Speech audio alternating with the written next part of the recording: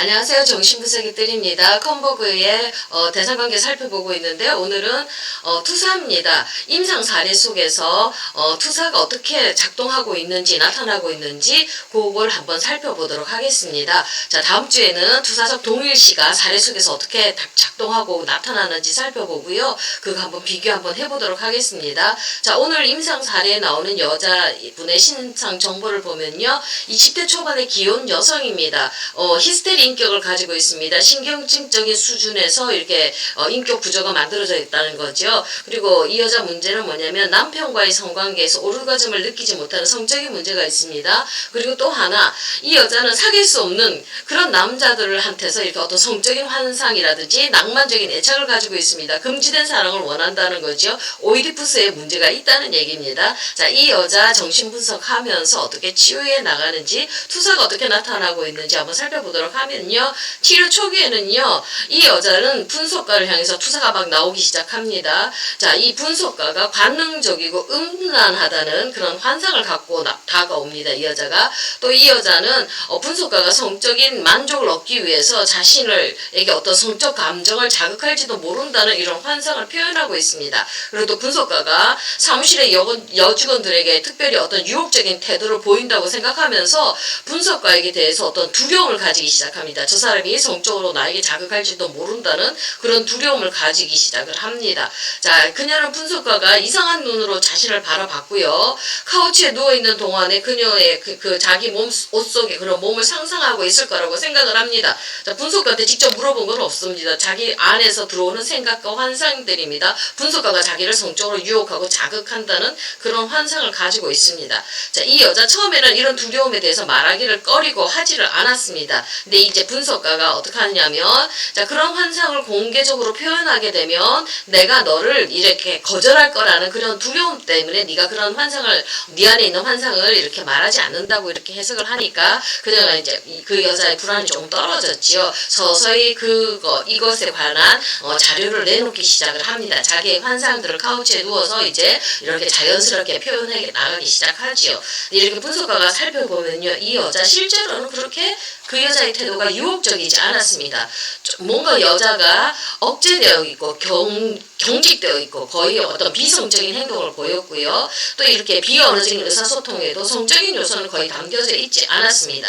또 이 여자에 대한 그런 분석가의 정서적 반응 이런 것들도 보면 좀 어떤 환상도 보면 차분한 성격을 띠고 있었고 어떤 의식적인 성적 요소는 담겨져 있지가 않았습니다. 그러니까 이 여자 무의식간에 억압되어진 성적인 문제가 있었다는 거죠. 자, 이 분석가는 이런 분위기라든지 분석 상황 속에서의 분위기라든지 그 여자의 그런 것들을 바라보면서 이제 서서히 이제 분석해 들어가기 시작합니다. 자, 이 여자는 이제 분석가가 바라볼 때 자신의 어떤 억압된 성적인 환상과 소망들을 그걸 이렇게 분석가에게 전가하고 투사하고 있다고 결론을 내립니다. 그러니까 본인 안에 억압된 것들, 성적인 그런 환상들 그런 것들이 다루기 힘드니까 분석가가 나를 꼬시려고 한다. 성적인 자극을 한다. 이러면서 두려워하면서 그런 환상들 을 키워나가지요. 그러니까 분석가 안에 있는 그런 성적인 문제가 아니라 실제로 컴버그가 꼬시려고 했던 게 아니라 이 여자 안에 자신 안에 억압된 이런 성적인 소망과 환상들 이런 것들에 대해서 처리하지 못하고 두려워서 지금 가지고 있었던 게 지금 분석가한테 전가하면서 분석가가 자기를 꼬신다고 이렇게 생각을 하지요. 자, 여기 바로 전형적인 투사입니다.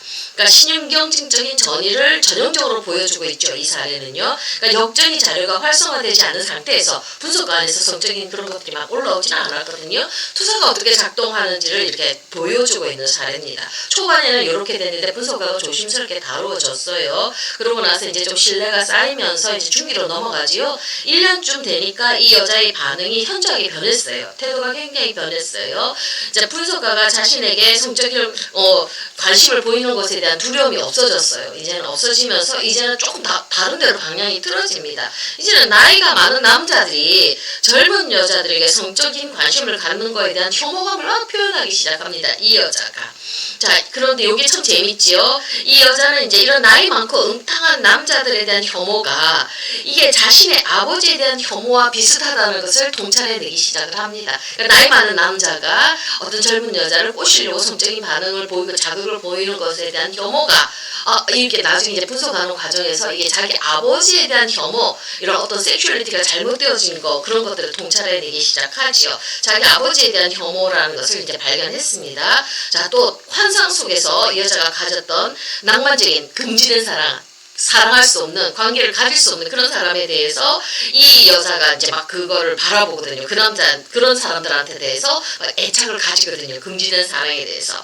이런 게 다 바로 다 금지된 사랑, 금지성가 하면 안 되지 않습니까? 금지되지 않습니까? 거기에 대한 아버지와의 관계라든지 아버지와의 친밀함에 대한 욕구, 그런 것들, 아버지의 사랑을 얻고자 원하는 그런 친밀함에 대한 욕구가 잘못되어졌기 때문에, 이게 뭔가 오염이 되어졌기 때문에 이 여자가 그것들을 억압되어진 거죠. 그러니까 금지된 사랑을 계속 하고 싶은 것들이 자꾸 자극이 되어지고, 거기에 대한 열망을 가지고 거기에 대한 환상을 이 여자가 가지는 거예요. 그리고 나이 많은 사람이 꼬시려고 하는 거에 대해서 뭔가 이렇게 혐오감을 가진다는 것 자체가 지금 아버지와의 관계 속에서 이 친밀감에 대한 욕구들이, 이 성적인 욕구들이 섹스가 아니라고 얘기했죠. 섹슈얼리티입니다. 그 욕구들이 잘못 이렇게 아버지가 받아주고 해결을 해줬기 때문에 이 여자가 이거 불안과 공포, 두려움이 무의식에 억압되어져 가지고 이런 문제들이, 신경질적인 문제들이 발생을 한 거거든요. 여기 이제 분석하는 과정에서 이게 다 이제 이 여자분이 이제 통찰해내었습니다. 자, 이게 그러니까 이 여자의 성적인 흥분이 금지된 성적 관계와 관련되어 있던 것, 아버지를 사랑하는 것, 그거 하지 말아야 되는 것, 아버지가 제대로 사랑을 못 해준 것, 관계를 못 해준 것에 대한 그 금지된 사랑에 대한 두려움, 이런 것들이 공포가 이 여자한테 있다는 걸 이 여자가 깨닫게 됐습니다.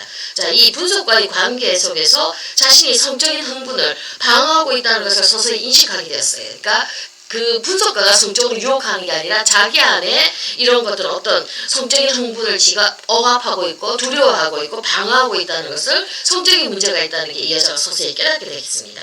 그러니까 그런 것들을 이제 표현하면서부터 이제 전이에서 나타났던 이런 성적인 감정들의 억압과 투사는 줄어들었고, 서서히 임상 현장 속에서 이제 언어로 표현되어지기 시작을 하지요. 그러니까 분석가에 대한 오이디푸스적인 성적 환상들이 언어로 이제 직접적으로 출현하기 시작합니다. 그러니까 감당하기 어려웠을 때는 투사를 했고, 그리고 또 금지된 사랑에 대한 어떤 환상들을 가지게 되었고, 어떤 성적인 관심을 보이는 나이 많은 남자들에 대한 혐오감을 이 여자가 표현했다면, 이제는 그런 것들이 아버지와의 관계 속에서 문제가 생겼기 때문에 이런 것들이 발생했구나는 것을 통찰하면서부터 이 여자는 억압된 오이디푸스 성적 환상들, 그런 것들에 대해서 서서히 언어로 표현하기 시작합니다. 이제 억압된 것들이 이제 올라온다는 얘기죠. 본격적인 이제 치료가 시작되어집니다. 이제 이렇게 치료가 되어질 때 이제 말기로 들어가지요. 이제 여자가 직접적으로 자기 성적인 환상들을 이제 표현하기 시작합니다. 이제 이 여자가 분석가와 성적 관계를 가는 환상을 담담하게 이제 이 여자가 언어로 표현을 합니다. 거기에는 분석가와 파리로 여행을 가는 낭만적인 그런 거에 대한 이런 언어들을 이렇게 여자가 성적인 관계를 갖는 거에 대해서 이 여자가 그 환상들을 언어로 자연스럽게 풀어내기 시작합니다. 그건 뭐예요? 지금